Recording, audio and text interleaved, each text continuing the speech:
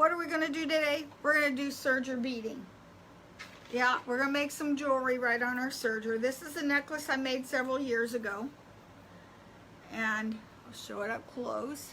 And it's got beads and some fancy threads in there. And we're going to be using this, a 3-thread rolled edge. Really easy to do. Any serger that can do a 3-thread rolled edge, you can do this.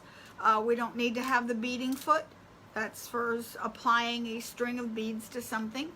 So everybody, welcome. I hope everybody's having a good day. So we're gonna make this, and it's really easy to do. So you don't need anything fancy. So what I'm going to do is I'm going to set up my machine for a 3-thread rolled edge. So let's bring this machine over here, and I'll show you how I set it up and what threads I used. I have set in the needle, I've set up regular embroidery thread. I'm going to be using red today because I'm going to be using red, white, and blue beads. Here's some beads we're going to be using. And in the upper looper, I am putting on a razzle dazzle. It's a serger thread. It's really kind of thick, but it's red metallic. And then I'm using just a regular metallic embroidery thread in the lower looper. Now I've threaded the metallic thread will go through the jet air ports with no problem. So will the embroidery thread. Serger thread, no, that won't go through the jet air threading very easily. So we have to make a thread cradle. And so for that, you need about a yard of regular old thread. Okay, and you're going to put the 2 cut ends together, sort of twist them together. I don't need a special foot, just using the regular serger foot, nothing special. So I'll thread this upper looper. And I'm going to turn my blade off, that's the only thing. Mostly because I don't want to cut my finger on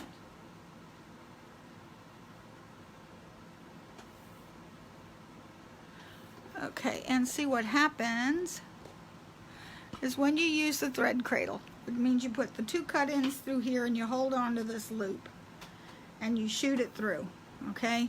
And it came out right there, see, right here. So then I'm going to take this thread, and I want to take about 18 inches of it, just like if you were regularly threading it, and then put the end inside of that loop and just pull it through. Again, with these machines, you do not want to tie a knot because a knot's going to cause some problems. Okay, so I'm going to set out to rolled edge, put this on rolled. Oh, wait a minute, wrong one. I want to go, for this, I am going to put this past 0 onto rolled edge because I want it to create a rolled edge, and I want to do just one little stitch. It's going to create that, looks like a chain stitch, but I like that for this, and I want to lock this blade down, mostly because I don't want to cut myself on it, because that can be a pain. Let me get closer here. Okay, so the first thing I'm going to do is I am going to just do a test stitch. I'm going to hold all my threads, and I'm just going to run a test stitch.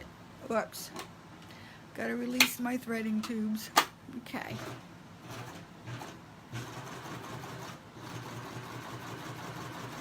Okay, it's creating a chain. See how it's, so you can see that back there. Now, well, next we have to string our beads.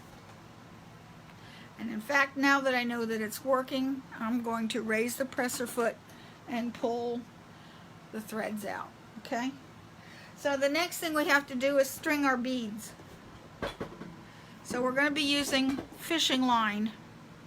And there's my scissors.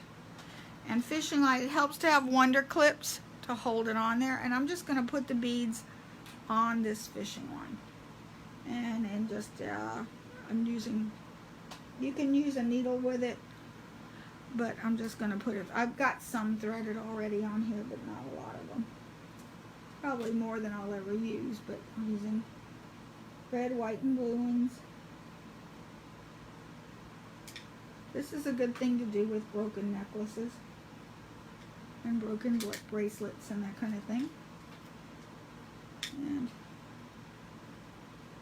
I'm using red fishing line. I usually use clear colored fishing line, but I want you to be able to see it. So I'm using this red stuff.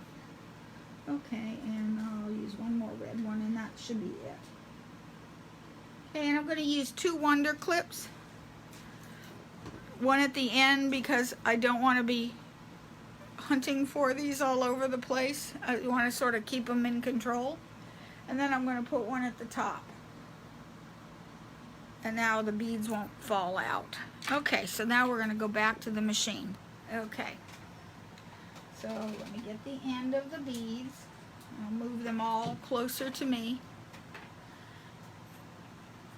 And I'm going to hold these beads. I want to start, let's see, it's hard to see this, but what I want to do is I want to start forming a chain stitch around the fishing line. So it's doing a, you know, you could use the beading foot, I guess, if you wanted to, but I'm not going to. You just need it to form the stitch around. It'll stay. Okay, I have some started. And see, now my fishing line is caught up in these threads right here. And I'm going to put another wonder clip back here. Want to know why? It has happened before where I was already done with the piece and I had enough beads on there, I was ready to take it off, and I pulled on this cord and I pulled the whole thing, yanked it right out. So I'm going to lock that in there. In fact, I might even tie it because I'm a real klutz with this. I'm going to tie a knot so that I don't lose it. Oh, I got too much thread here. Let me take some of this off. Okay, I got it knotted, and I'm still going to put a wonder clip because I trust nothing. Okay, now it won't fall out the other end.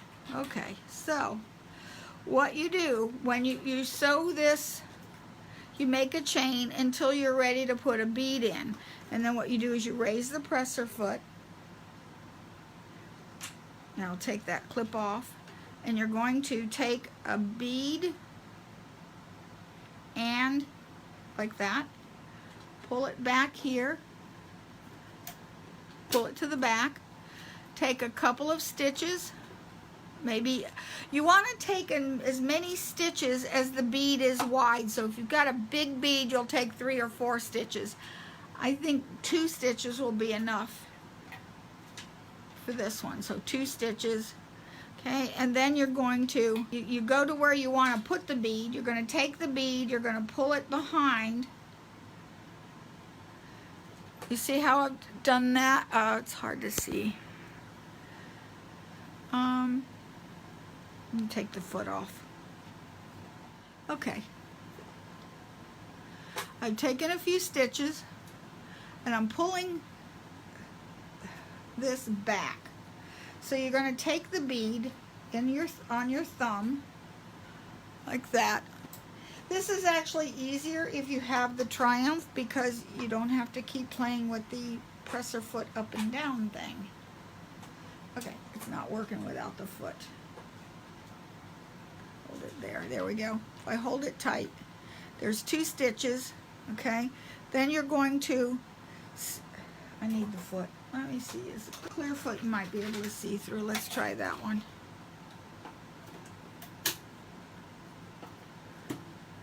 Okay. Okay, press your foot down and take a few stitches till the next space. And again, you're going over top of this. So, okay, there's the spacing I want between the next beads, and then what happens is you pull once the bead has cleared the back of the foot, then you pull back on your fishing line. And the next one will look better, I promise. Okay, so now I'm ready for the next bead.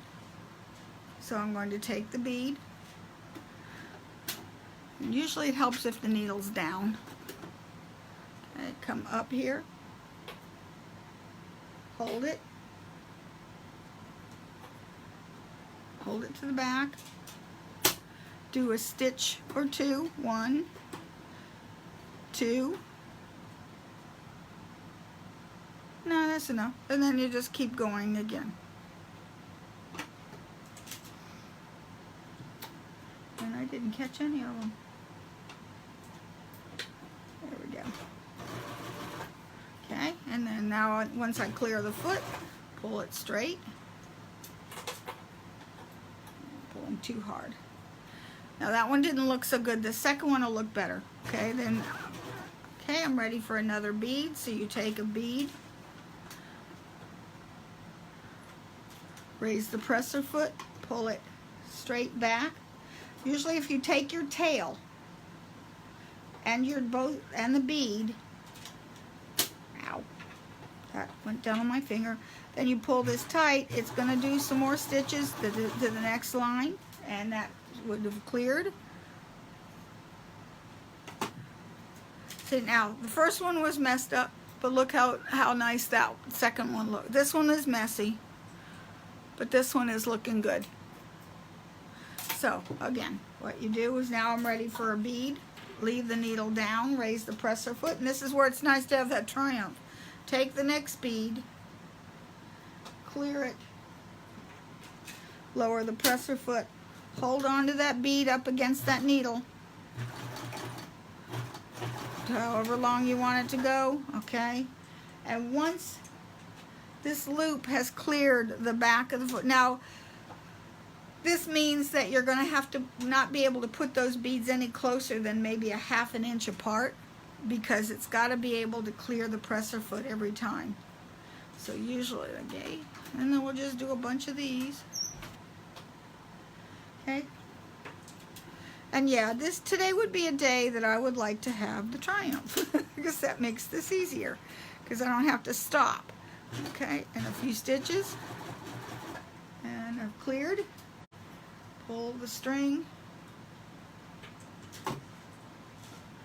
Actually, if you pull it, and now you got to raise the presser foot. Okay.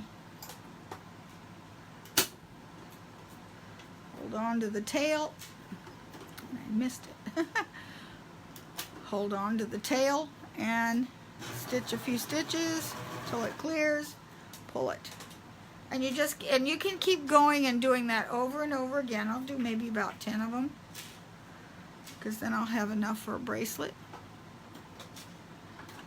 I hope. So again, let me pull back some so you can see how I got my rhythm going. Alrighty, and then it helps if you hold this wire sort of, can you see this right here? Okay, so what I do is I take the bead, come to the back, hold it, lower the presser foot, and then I'm holding it diagonally, as long as your blade, make sure your blade's off. And so then I'm going to run a few stitches until, because I want it to catch this wire or this fishing line inside of the stitching. And then watch here when I pull. See, it just pulls nice and straight. And then you can do another one. A lot of times, I wonder if you just have to hold on to, grab the tail and the bead. Ow, and don't slam that on your finger, that hurt. Few stitches, pull. Is there enough to brace? Oh, I did two real close together. I don't know. Oh, no, I didn't. It's just wrapped around it. There we go. Nope. These two are like tangled. There. Oh, I put 2 beads. Whoops. I didn't mean to put 2 beads, but I put 2 beads on that one. That's what I get for talking. We have enough for a bracelet? No, I want to do a bunch of them for a bracelet.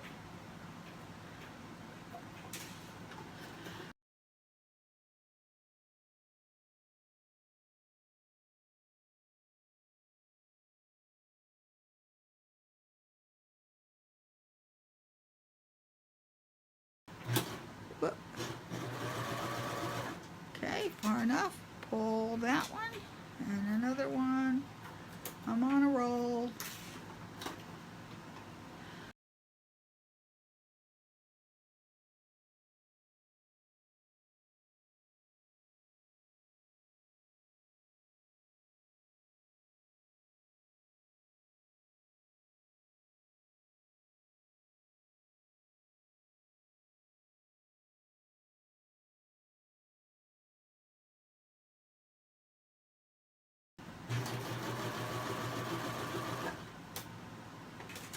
Okay, now see I'm running out of my cord, so just extend the cord and move my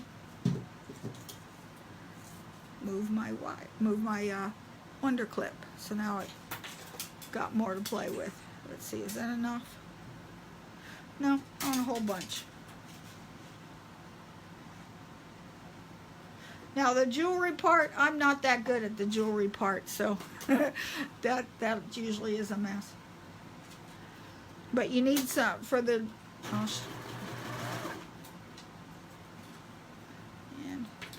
see it's going a little faster once I get a roll.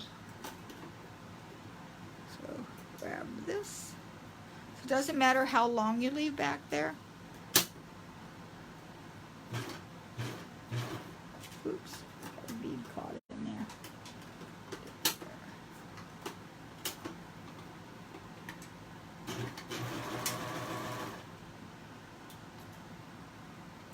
Now, if you have a long bead, like, say if you have a long, thick bead, what you would have to do is, let's see, I don't have a, what you would do instead is you would pull the thread, you would pull this bead back, stitch off of it. That's what I meant. As long, stitch off of the fishing line until you have cleared the width of the bead. So then that's when, after you've cleared the width of the bead, these are so small it isn't necessary. These are small beads, so it isn't necessary to leave leading stitches or spacing stitches. Stitch a few, pull.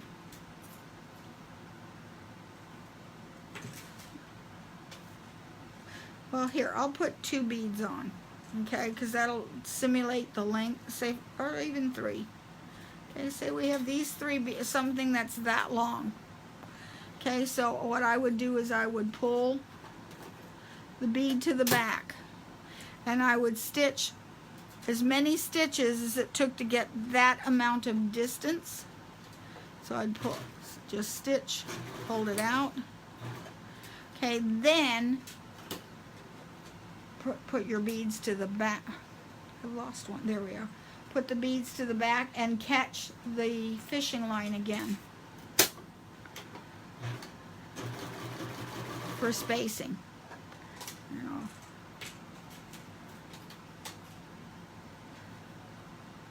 and doing one more. I'll do another one with 2 beads.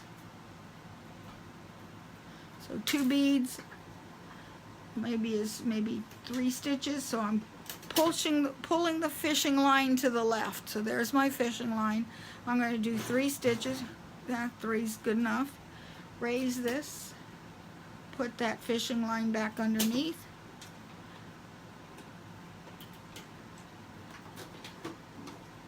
And then you're holding the beads to the back, and then now you're catching fishing line until you have spacing. Now I'm just going to do a bunch of them because I think you guys get the idea.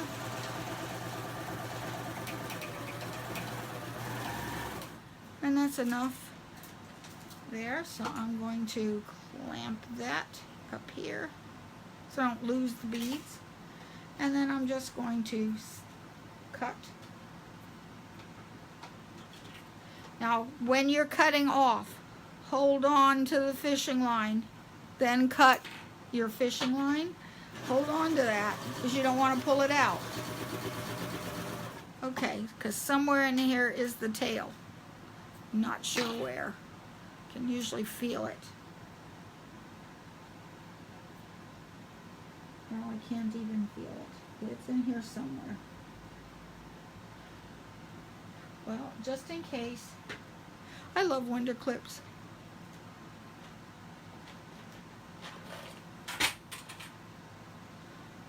There. Now it's ready to put into some kind of finding. So you can, what I'd probably do is pull this, and now let's take a look at where the where's the ones with the spacing. Here we go. Here's the ones where I left the spacing. On these I left no spacing. I just pulled my bead back. Then I immediately did my spacing between the beads and then pulled taut. And see, because these beads are small enough, you don't really need to leave spacing. But over here, where I had 3 beads together, I did more than, I was supposed to do like 4 stitches. I did a lot more, like 6 or 7. That's too many. But see, it leaves a space for the beads. And here's sort of what one should look like when it's two beads or a bead that long. And now these are ready to put, might do a bracelet, I'm going to straighten out this cording and then just run it around and around and around, and then put it inside. I might make some more strands and make a braid, and then even weave them, because what would be cute for this is to make several strands, like 3 strands, and then braid them together, and that'll give you a different beaded look. And I think that's what I might do this afternoon. And now I got a big knot. Very good, Jerry. Okay. Now this one I did, let's go. This one has several strands. This one has 1, 2, 3, I did 6 strands. And then how I attached it is that let me come back here. I took all of these strands, as many strands as you want, and you're going to, like, I take a jump ring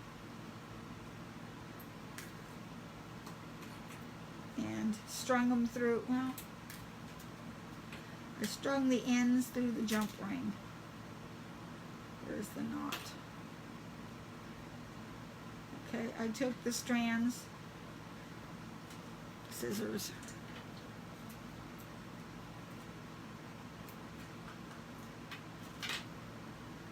however many strands I went through the jump ring, and I would probably cut it down. For a bracelet, I would cut it, about there in the middle. Whoops. Alrighty, here we go.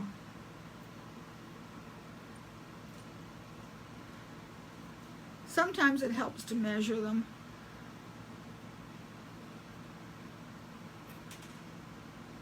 And, well, I'll just put the other end through for now. I would take however many ends you want, put them in the jump ring, and I'd set as many as I want. And then what I usually do is I will take this like that. Sometimes I'll take a piece of thread and tie it, and then what I do is I'll take jewelry glue and glue it. Oh, no, I forgot to put this on. Okay, this is on the wrong end. You feed these through this cone thing. There we go. Feed them through the cone thing, however many strands you want to have. This one.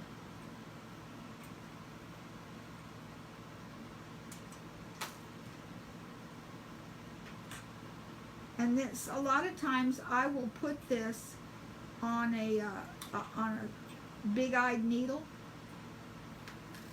Like, let me get my big-eyed needle. Right here. Put these, and you can do them one at a time if you need to. Yeah, nope, one.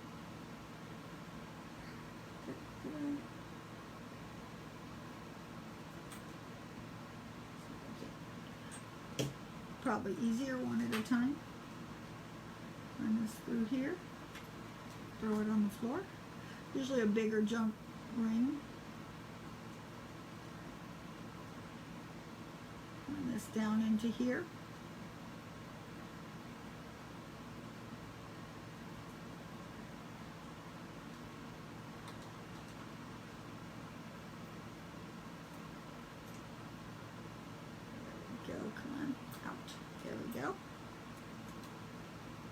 and then I'll do this one separate because this is awfully thick thread.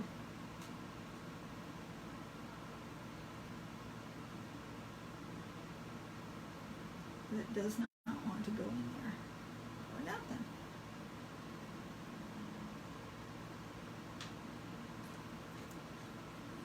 Wet it. Cut it cleaner.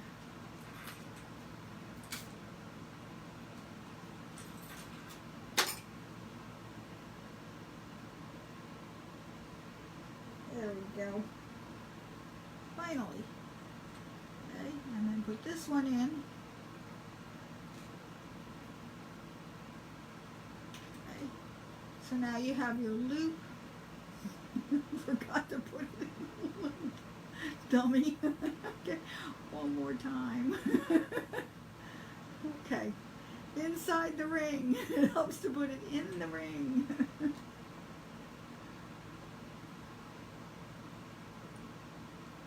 And then back down.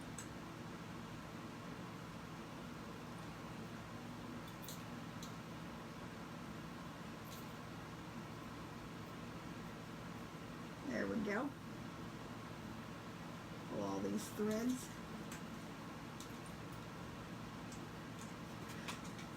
Like I said, and then usually what I'll do is I will just, once I get all these cones in that I want, or all the threads into the cone that I want, then what I do is then I will take some of that craft glue, that jewelry glue, and put it in here and just let it dry, and then that won't come out.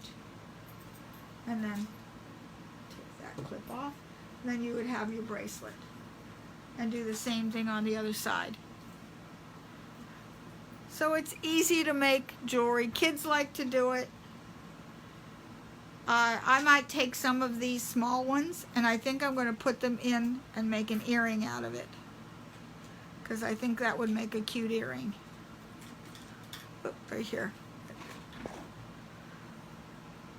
Okay, does anybody have any questions? So it's easy to do the beads, and it's a fun thing. Usually if I take my time and I will count the stitches and go nice and slow and count the stitches so they're nice and even. This is kind of a jumbled mess because, you know, I wasn't counting or paying too much attention even to what I wanted in the, yeah, see, I don't like that uneven spacing. I wanted it nice and even, and I usually, sometimes I will put on that curve foot. The curve foot for this, for the Evolve, the 8 thread machines, is shorter. It's a shorter foot, and therefore you can see better around it. I just don't know where my curve foot is right now, and I didn't even think to get it. So that helps. Anyway, you have a great weekend, and I will talk to you guys later.